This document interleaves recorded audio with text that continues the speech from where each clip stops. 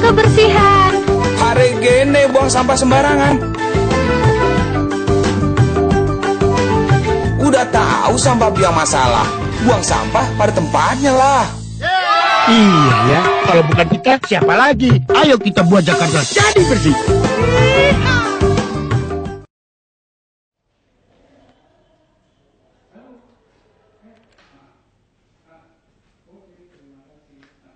Cabang Betul coba. Mataram.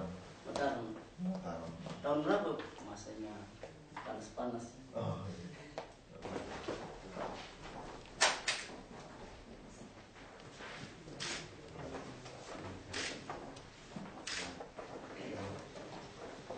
Iya, jadi yang pertama Udah dekat belum jam 10? Dan Haisal setelah sebelas ada lagi, jam 11 nyambung lagi paripurna. jadi yang pertama mohon maaf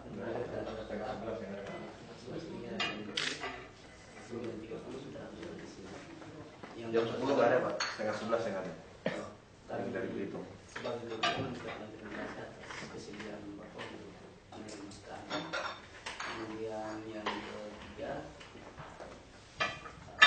pada kesempatan ini sesuai dengan permohonan kami yang sudah masuk lebih awal untuk melakukan diskusi publik rencananya pada tanggal 22 hari kemarin, tapi karena beberapa hal itu kita undurkan hingga hari Rabu. Dan pada kesempatan itu kami juga dengan rendah hati mohon kepada Bapak sebagai salah satu Saya sekolah nggak bisa, sekolah hari biasa. narasumber dalam proses kegiatan itu. Ya hari biasa nggak bisa saya. Saya penuh jadwal di sini soalnya. Itu yang kemudian yang kedua, pada kesempatan ini juga kami hadir bersama rekan-rekan GMGI di Jakarta Barat yang nanti mungkin akan dijelaskan permasalahannya seperti apa oleh ketua cabang. Mungkin Bapak sebagai wakil gubernur bisa membantu untuk menyelesaikan sedikit persoalan yang dihadapi oleh kawan-kawan di Jakarta Barat. Terima kasih. Pertama-tama saya ucap terima kasih ya ke Presiden Bapak dan kesibukan yang begitu padat menerima kami. Perkenalkan saya Ahmad Mansur, Ketua Cabang GMKI Jakarta Barat. Jadi kami organisasi pemuda yang ada di sana. Kebetulan kami sebagai salah satu cabang, afiliasi cabang yang ada di GMKI, menghimpun mahasiswa-mahasiswa Kristen yang ada di wilayah Jakarta Barat. Dengan total baru 2 tahun kami berproses di sana, kami sudah mencapai hampir 80 mahasiswa Kristen yang sudah terjun di sana. Kami ingin melakukan komunikasi dengan pihak pemerintah wilayah Jakarta Barat. Nah, tapi sampai saat ini kami belum ada respon yang baik gitu. Jadi mungkin nanti arahan dari Pak mungkin bisa Bikin surat resmi aja kepada wali kota. ya. Tembuskan ke saya gitu. Oke. Masalahnya komunikasi mau komunikasi apa? Jadi gini, kita mesti jujur juga bicara gitu. Anda mau komunikasi apa? Itu mesti jelas ditulis. Karena kita nggak ada waktu untuk lain. Organisasi pemuda terlalu banyak. Jadi mau komunikasi itu apa gitu? Maksud saya gitu. Terkait dengan proses Itu kita mau. Ya, mungkin kami akan Minta komunikasi apa? Ya mesti jelas. ya komunikasi untuk pembinaan kaderisasi. Makanya tadi saya bilang kan, kalau pembinaan itu saya nggak tahu di mereka itu masuk ke mana. Itu ada di biro mental kan, atau di Kesbang Pol. Kesbang Pol itu juga ada di sini, Kesbang Pol. Nah, yang jadi masalah itu sering sekali sama ormas pemuda itu, yang dengar pembinaan itu ada uang dari kami. Nah, kalau ada uang dari kami, ini bicara hibah. Nah, kalau bicara hibah, itu mesti yayasan resmi yang sudah berusia di atas 3 tahun. Itu peraturan dari Mendagri. Kalau ada yayasan tidak di atas 3 tahun, ini tidak bisa. Nah, itu yang jadi masalah sekarang itu. Sehingga sekali pemuda itu yang jadi masalah kita itu tidak konsisten apa? Karena tidak melibatkan kegiatan. Ya, baik kegiatan pun lebih cenderung spot untuk seminar atau diskusi publik. Itu jujur aja kami sudah tidak gitu ladenin kayak seperti itu. Kadang-kadang orang yang datang juga tidak sesuai yang didaftar, pakai uang segitu. Nah itu yang jadi kita selisih paham di situ sama orang-orang pemuda. Nah ketemu kita. Ada yang datang dia pengen bantu kita ngatasi kenakalan apa, mau ngatasi narkoba, itu ada BNN udah buka. Dia bisa bekerja, bisa lapor kita. Persoalan kita apa tuh hari ini ya?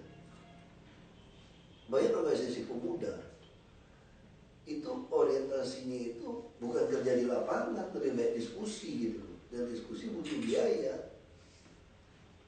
Organisasi butuh biaya, itu yang tabrakan. Nah sedangkan kita lebih cenderung, kalau Anda mau ikut, kita punya, Anda mau bidang apa? Kasih tahu saya. Kita BSP dinas-dinas yang membutuhkan relawan untuk kerja gitu. Nah ini apa? Kerjasamanya apa yang konkret? Kalau cuma bicara untuk bikin diskusi forum ini, saya bilang tidak. Langsung saya tolak. Nggak ada untuk diskusi-diskusi. Berapa orang bisa Anda kumpulkan diskusi? Yang datang cuma berapa orang? 70-80 orang. Untuk apa? Ya kan? Nah, sekarang tinggal kasih tahu kita ide Anda apa? Anda harus kasih tahu kita idenya apa? Bukan cuma minta waktu ketemu saja. Idenya apa? Anda mau lakukan apa? Ya kasih tahu kita. Ya. Jadi GMKI ini mau gerakannya mau apa? Gitu. Ini mesti jelas ini. Jadi kalian ini maunya apa gitu? Visi misinya apa? Kalau dulu kan beda ya, kalau zaman Orde Baru itu beda teman. Semua itu ada undergo dari sebuah parpol. Ini adalah proses pembibitan untuk menjadi pengurus partai. Atau seperti HMI gitu kan. HMI itu ya, tidak tercatat, tidak tertulis. Pejabat itu selalu kan merekrut anak HMI ini. Kalau ada pemilihan apapun, di DPR apapun, diusahakan mesti ada KOPS, apa GMKI juga seperti itu. Nah kalau seperti itu, pertama kalau menurut saya pribadi ya, Anda tidak akan dapat. Dan negara ini lebih baik jadi pemimpin itu orang Islam. Kan kayak gitu kan. Nah kalau saya, pikiran saya terbalik. Saya nggak pernah ikut GMKI atau apapun itu. Saya nggak suka organisasi. Saya masih jelas, kalau organisasi sosial saya ikut. Nah, saya juga tidak akan pernah merekrut orang karena dia Kristen. Lalu karena dia turunan Cina, nggak ada urusan buat saya. Selama Anda benar, silakan. Saya hanya menjaga siapapun kalau tes terimanya fair, tanpa lihat embel-embel organisasi Anda, atau agama Anda, atau suku Anda, saya nggak peduli. Tugas saya menjaga itu. Nah kalau ada orang Kristen dirugikan, kebetulan dia Kristen dirugikan karena ada rasisme, saya lawan sampai mati. Ada orang Islam dirugikan karena rasisme, saya pun lawan sampai mati. Tidak ada urusan, saya akan bela habis. Tapi saya tidak pernah membela orang karena organisasi. Nah, saya tanya GMKI sekarang ini maunya kemana kontribusinya? Bisa contoh Lion Club. Lion Club datang berkontribusi. Kontribusinya apa Lion Club? Saya bilang kalau kesehatan tolong jangan lagi deh. Baksos kesehatan jangan lagi deh. Kenapa? Karena saya tiap hari puskesmas saya sudah baksos. Udah gratis kan? Bahkan kamu mau jarum suntik untuk narkoba aja, gua kasih lu gratis. Asal kamu jangan tuker. Serius. Kamu mau jarum suntik untuk narkoba aja saya kasih kamu gratis. Saya takut kamu nggak mampu beli, kamu tuker-tukeran gitu. Kita kasih gratis. Terus saya catat nama kamu, saya mau monitor kamu sampai di mana.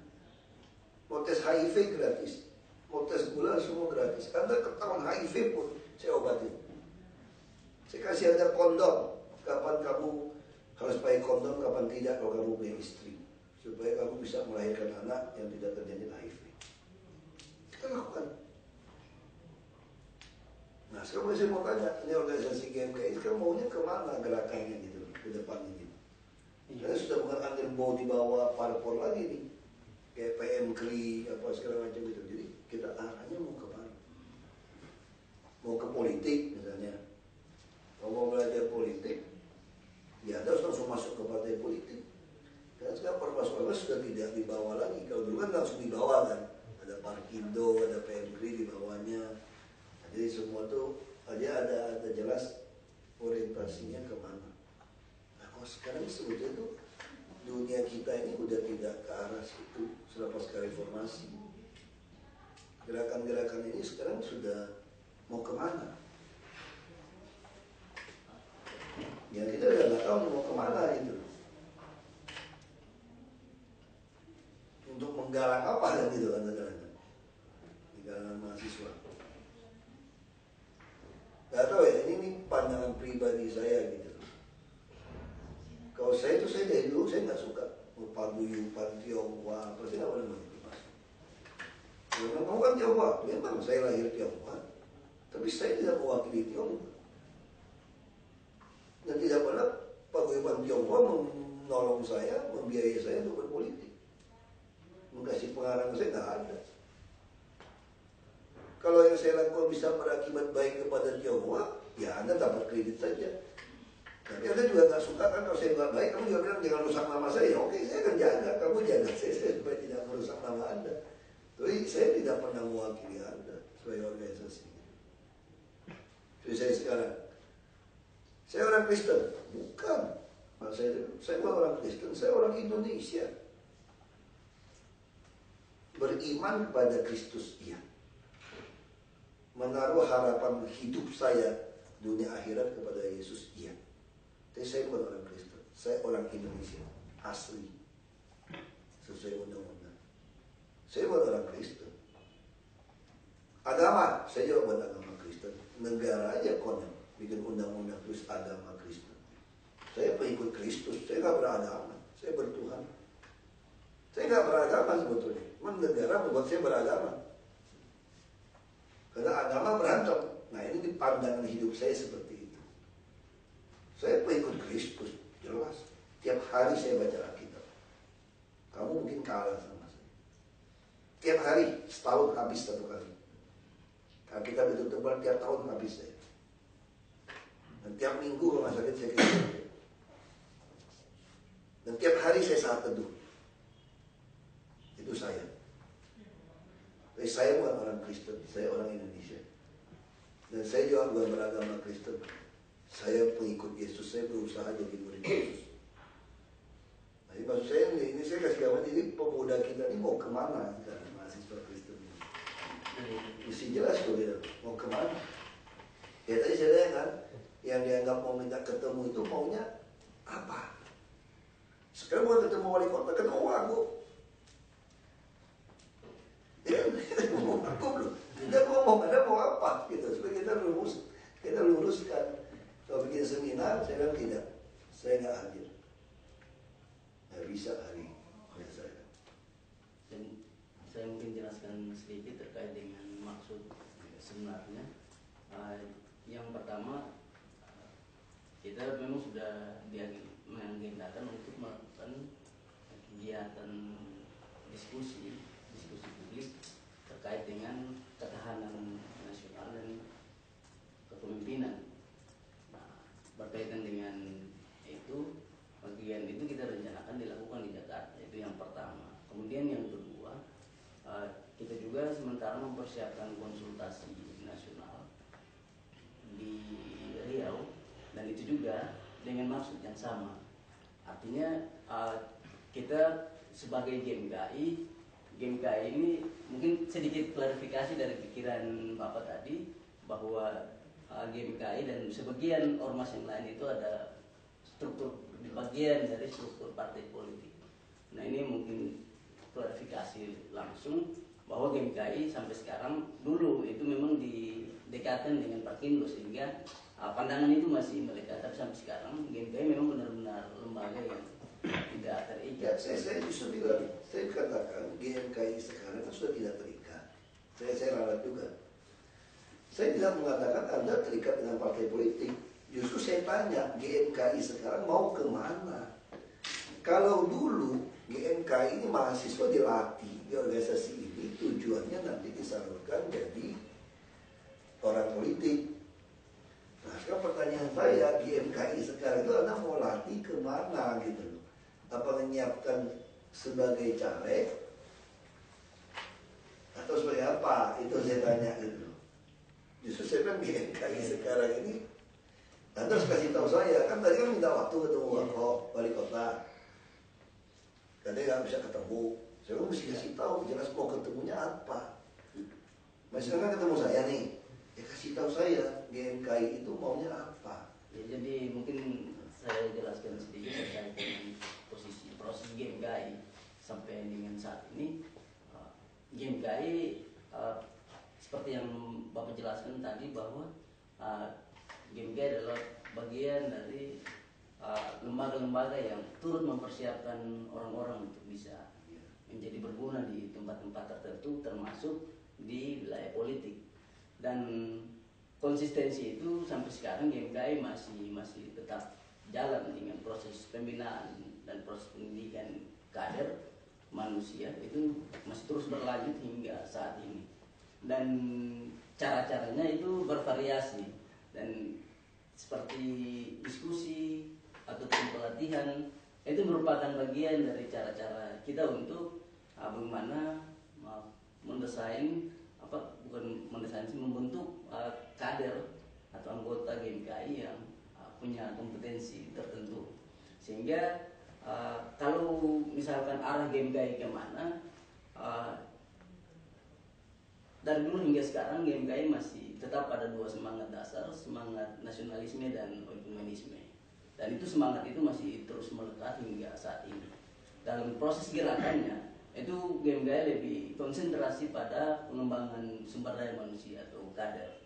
Nah, sehingga proses itu dia terus berlanjut dan hingga saat ini kita masih jalani. Dan terkait dengan pertemuan saat ini merupakan sebenarnya kerinduan kami juga GMKI, karena pada Kongres Manado kemarin itu GMKI secara nasional mengusung tema jadilah teladan dalam berbuat baik, karena ini lahir dari refleksi terhadap persoalan gereja, persoalan kebangsaan, bahwa krisis keteladanan itu terjadi di mana-mana. Dan kami sangat bersyukur bisa bertemu Bapak, karena menurut kami dan kawan-kawan yang lain, Bapak adalah orang yang menampilkan hal itu kepada semua orang. Entah itu agama Kristen, entah itu yang lain, semuanya sama. Dan itu menurut GMKI adalah sosok yang bisa diteladani. Sehingga kami sangat merindukan pikiran-pikiran Bapak itu bisa menyegarkan proses perjalanan kami. Dan maka itu kami punya dua momentum yang masih bukan momentum sih, dua hajatan yang mau dilakukan itu. Satu dalam diskusi dan mungkin Bapak sudah keberatan. Yang kedua itu konsultasi nasional, itu kita mengumpulkan seluruh cabang di Indonesia untuk melakukan evaluasi terkait dengan isu-isu terkini dan mengarah pada proses selanjutnya. Dan itu akan dilaksanakan pada tanggal 3 sampai 7 Juni di Riau. Dan itu juga kita minta kita dengan rendah hati kita minta untuk Bapak bisa hadir dalam ruang-ruang itu untuk bisa karena ini lagi kan Juni itu udah mulai kampanye presiden ya. Jadi Pak Jokowi kan cuti panjang. Yang Mei saja udah cuti panjang. Kita udah nggak mungkin ke luar kota. Tapi kalau mereka lagi bikin acara, mampir ke sini diskusi sih bisa saja kita terima. Kalau lebih praktis, itu yang undang ke sini untuk diskusi. Kalau hari Sabtu Pak? Kita nggak mungkin keluar kota. Sabtu Minggu aja tuh banyak sekali event-event. Itu banyak seremonial itu. Sabtu Minggu pun saya udah berapa minggu nggak bisa nonton sama anak saya. Kita sini itu udah kayak orang gendeng aja udah sih kalau pikir. Tapi kita nggak mau kerja. Apalagi ibu dulu Pak. Ya itu udah kayak kita ini udah. Karena Pak Gubernurnya kebetulan banyak ini kan banyak dari mana ada pemilu ada apa aja selalu cuti. Mau pilpres sudah pasti udah capres. Pasti calon udah Jokowi. Masih susah kan. Kalau timnya itu berapa dari berapa provinsi pengurusnya pas di Jakarta lagi kalian lagi kumpul. Mau sambil makan siang di sini kita duduk diskusi, silakan ke sini aja. Langsung ke sini aja. Bisa lagi pas kumpul seluruh pengurus Indonesia lagi ini kan pengen mampir 30-40 orang yang mampir aja. Saya siapin makan kita diskusi. Di sini lebih cepat. Kalau supaya nggak putus macet kan. Saya tuh hampir nggak pernah keluar dari sini, dia pindah-pindah ruangan aja. Jadi cepat. Jadi tanya aja mau apa. Ya pas seminar-seminar itu kadang-kadang yang datang itu terlalu sedikit. Bener kemarin. Mereka kemarin bikin seminar si Putra Nababan itu reform bikin. Bayar ya seminarnya 50.000. Yang umum 200.000, mahasiswa 50.000, bayar. Target berapa orang? 1.000 orang, bayar lagi. Bayar lagi.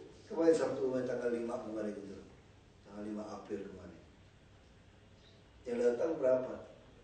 2.500 berapa gitu. Bayar datang. Kamu kagak bayar kagak datang aneh. Bayar 50.000. Nah itu kalau udah gitu dia di Sabtu ya udah saya datang di Jakarta bicara bayar. Pengalaman saya yang nggak bayar tuh nggak ada yang mau datang. Saya nggak usah bayar. Jadi itu bukti kontribusi orang pengen dapat sesuatu gitu. Jadi kita nonton bayar nggak nih besok? Bayar. Kuliah bayar nggak? Bayar. Masa mau dapat ilmu kagak mau nyumbang? Ini kagak bayar jadi kontribusi. Nah jadi ini pemuda sekarang ini yang mesti kita ubah konsepnya. Makanya saya setuju tuh dengan yang reform institut ini.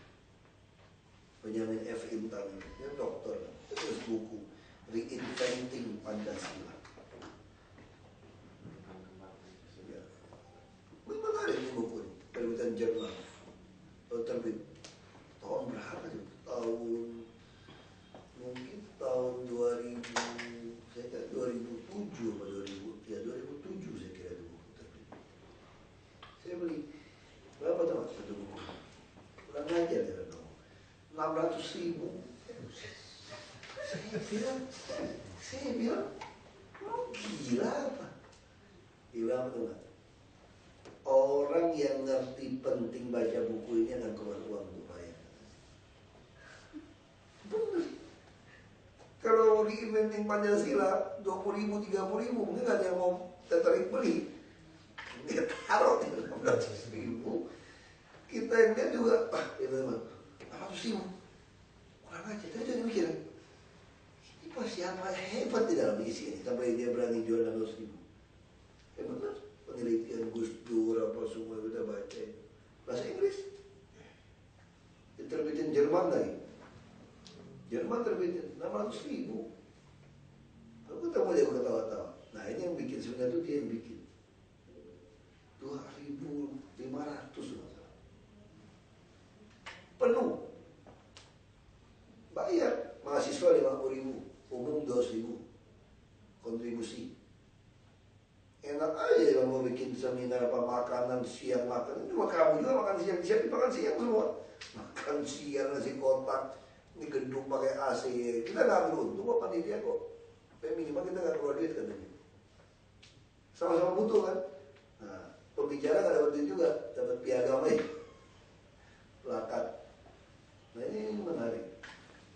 Jadi kalau mau diskusi ke sini nggak usah bayar, saya yang bayar. Jadi, saya siapin makan siangnya. Saya siapin makannya. Diskusi aja mau ke arah mana. Supaya jelas, itu saya bilang GMKI sekarang beda dengan GMKI dulu. Kalau dulu kan lebih jelas underbo dari partai. Nah sekarang ada kan tidak. Nah terus kalau ada mau menyalurkan belajar mana lebih tepat. Apa di GMKI apa langsung ikut orang politik, ikut di partai, atau ikut di DPRD, jadi staf ahlinya, ikut di DPR RI. Rata-rata orang dari daerah juga kan sebagian kan. Nah, jadi saya bisa kasih tahu. Udah pernah baca buku saya belum yang di website saya, yang merubah Indonesia. Kalau saya orang bilang mengubah, saya bilang merubah. Gak ada Indonesia. Dirubah. Jadi saya bilang kalau ejaan lama itu membedakan transform dan change itu di mana? Change juga ubah, transform diterjemahin transformasi, itu ya ubah. Nah kalau kita lihat di kamus yang lama digital itu mereka membedakan itu gitu, dua-dua boleh. Kalau transform itu merubah atau mengubah, kalau change mengubah atau merubah. Maka terakhir kita ejaan disempurnakan tidak ada apa kata itu tidak ada, hanya ada Nah, saya mau mengartikan butuh itu transformasi, karena kita nggak bisa mengubah Indonesia. Indonesia terlalu besar, terlalu kaya untuk kamu ubah. Dia mau dengan transformasi itu rasanya itu terlalu bahasa Inggris. Kita merubah. Itu buku-buku saya. Itu bisa diambil, bisa dibaca di website saya di ahok.org. Dia udah cetak lagi, buang buku cetak, zaman sekarang cetak buku terlalu mahal. Lebih taruh di website, orang bisa baca. Kalau dia mau dia bisa print out keluar. Kalau dia mau, itu ya. Terus saya tulis tuh dari gimana cara start berpolitik sampai karir terbaik itu di politik seperti apa. Konsistensi berkampanye seperti apa. Kita gagal hari ini kita tidak konsisten cara berpolitik. Jadi orang Kristen saya selalu katakan, Anda tuh belajar dari si Barabas bukan dari Yesus. Yesus kalah voting sama Barabas depan Pilatus. Padahal baru kasih makan orang 5 roti 2 ikan, 5.000 orang makan sisa 12 bakul. Baru nyembuhin orang, bagi orang mati. Baksos kan, Yesus kan, baksos kesehatan, kasih makan, kasih sembako, bawa pulang, makan kesehatan. Gitu orang politik kan begitu kan. Begitu voting depan Pilatus, kalah sama perampok, pencuri, pembunuh.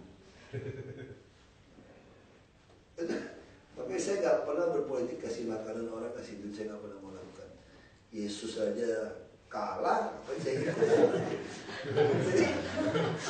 Jadi orang Kristen itu salah.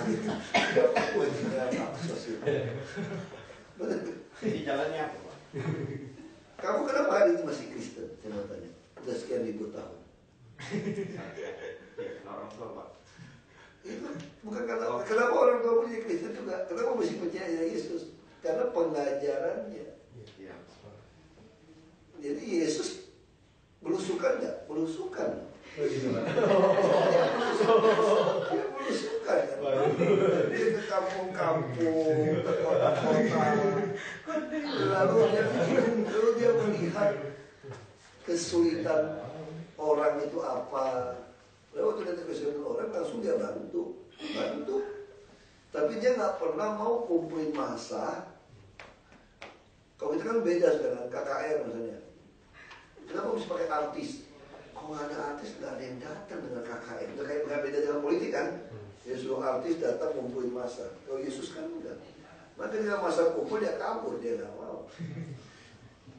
Ya kan, udah kumpul mati marah-marahin dibilangin. Kalian ini papa dia omer-omeran nggak diajarin. Nah itu waktu dia datang lihat orang susah dia bantu orang. Tapi tanpa mikirkan orang pilih dia atau enggak. Soalnya kita nggak bantu orang. Toto nggak pilih, jalan ditutup, rumah ibadah dibongkar gitu. Ganti loh mau bantu saya gitu. Atau di gereja baik-baikin orang gereja harus dipilih. Yesus bukan politikus, Pak. Justru Yesus adalah politikus kalau kita bicara arti politik. Ketika semua orang sedang takut menjadi pengikut orang, Yesus bisa menghasilkan pengikut-pengikut yang berani mati untuk dia. Makanya Napoleon waktu mati, dia ngomong kalimat apa? Ya, hanya Yesuslah yang satu-satu pemimpin yang setelah dia mati masih banyak orang mau mati buat dia. Kalau saya sudah tangan kosong, tangan dia buka waktu mati. Begitu dia mati nggak ada lagi pengikut Napoleon. Tapi pengikut Yesus, saya Yesus mati masih banyak orang rela mati demi Yesus. Ini politikus sejati. Ini pemimpin. Politikus yang sejati adalah pemimpin, leader, not a ruler. Beda. Penguasa sama pemimpin itu beda. Kalau kamu pemimpin, orang rela mati untuk kamu, ikut kamu. Setelah pun kamu nggak ada, cara kamu orang ikutin. Itu kamu seorang penguasa, kalau orang takut itu beda. Nah, hari ini, makanya saya bilang GMKI harus mengerti. Kalau saran saya sama GMKI, semua wajib baca Alkitab supaya ngerti, baru boleh pakai K. Kalau enggak, kamu mesti buang, mesti jadi GMI, nggak ada K. Kalau mahasiswa Kristen nggak baca Alkitab, nggak boleh pakai K. Kamu kalau beli handphone atau beli mesin baru, kamu pernah nggak ambil manual booknya kamu buang? Harus pelajari ya. Sekarang manual book orang Kristen itu apa? Manual book untuk gerakan kamu. Nah, lu pernah baca nggak Alkitab sampai habis? Dan ulang-ulang terus cari manualnya per kata. Kalau nggak bisa, GMKI nggak ada masa depan. Saya ngomong jujur, kalian juga nggak ada masa depan. Kalian nggak ada beda dengan organisasi lain, cuma pakai nama Kristen aja. Dan begitu masuk, kalian bisa mempermalukan nama Kristen. Itu kuncinya sebetulnya. Manual booknya. Kamu harus ngerti betul seperti apa. Saya berpolitik, saya ngerti betul gitu. Kenapa saya berpolitik dengan cara ini. Saya kasih nomor handphone. Kalau kamu betul susah, gak ada duit, saya mau mati, mau kasih duit, aku bantu. Minta pulsa sama saya 5.000 pun saya tolak. Kalau butuh 5 juta, 50 juta saya kasih. Kalau betul-betul kamu butuh. Dan kamu layak dibantu. Saya kasih. Walaupun di tabungan saya tinggal 300.000 gara-gara bantu kamu, aku gak peduli. Mau tanya orang-orang yang ikut saya. Saya gak peduli. Mau kasih kamu 300 juta pun saya tinggal 1.000 perak pun saya kasih. Ini saya lakukan. Kalau kamu minta 5.000, 10.000 pulsa sama saya gara-gara punya handphone saya, aku tolak. Terus bilang ngancam, saya nggak mau pilih bapak kalau gitu. Ya nggak usah pilih, emang gue pikirin. Caranya Yesus gitu kan. Kalau awal kebas aja, ya aja. Yang penting saya sudah sampaikan kebenaran kepada kamu, ini adalah kebenaran. Saya mau mati buat kamu. Kamu kalau nggak mau, ya udah, nggak usah percaya, santai aja. Nah, pemimpin ini yang hilang di Indonesia kan. Kalau revolusi kan semua mau mati buat negara bangsa. Sekarang siapa yang mau mati? Udah kaya raya ngapain mati, bego bener ngapain mati. Yang mau mati gitu. Nah, itu yang makanya saya bisa jadi bupati tempat muslim 93%. Nah, tempat itu tuh Partai Masyumi yang menang tahun 55.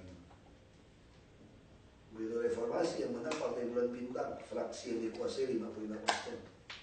Muslim 93%, Kristen 0,7%, orang Cina nggak sampai 6%. Nah, kamu gimana mau menang?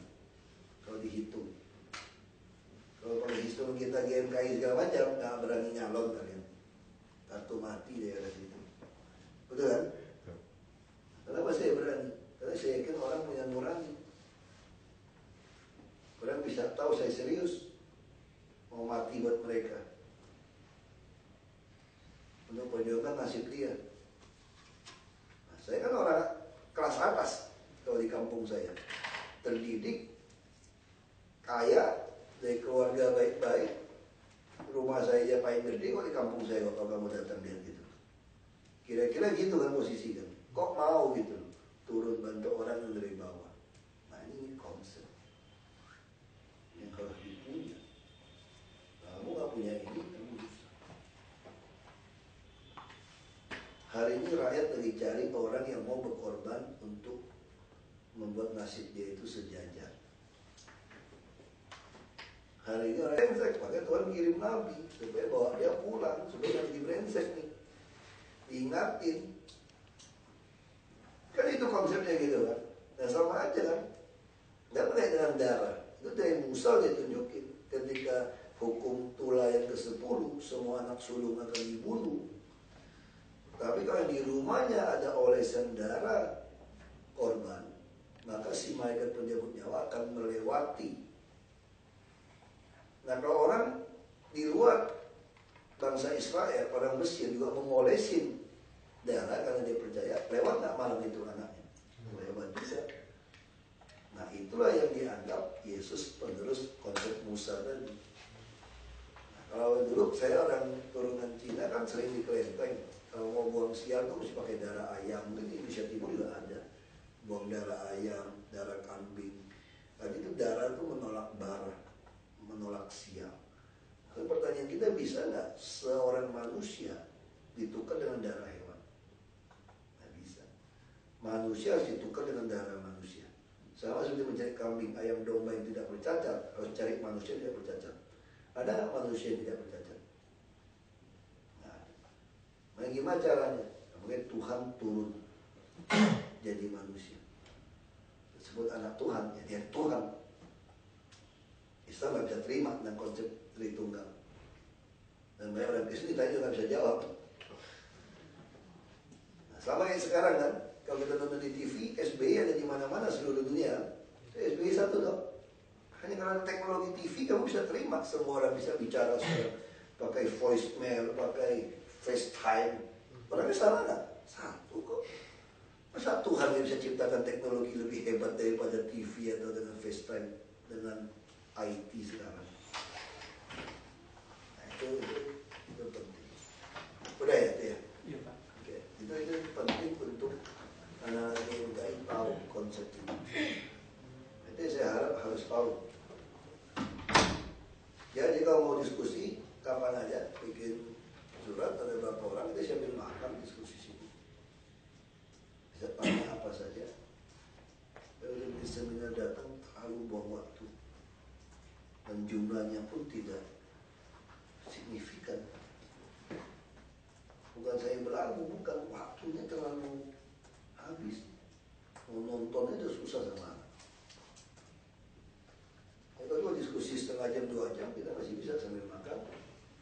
Dan saya nggak bawa waktu kan, nggak panggil udah geser. Yang beda 10 menit geser gitu. Ya, saya kira itu. Minta kartu nama saya. Baru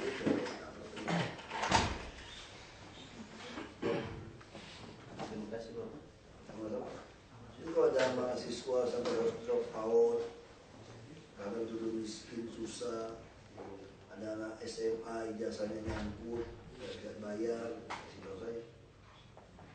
Orang miskin mau beli kursi roda, tongkat sampai susah, kasih tahu saya. Terus kasih tahu, jangan sampai dia putus kuliah, kalau dia putus susah itu. Ya. Jadi itu harus dilakukan.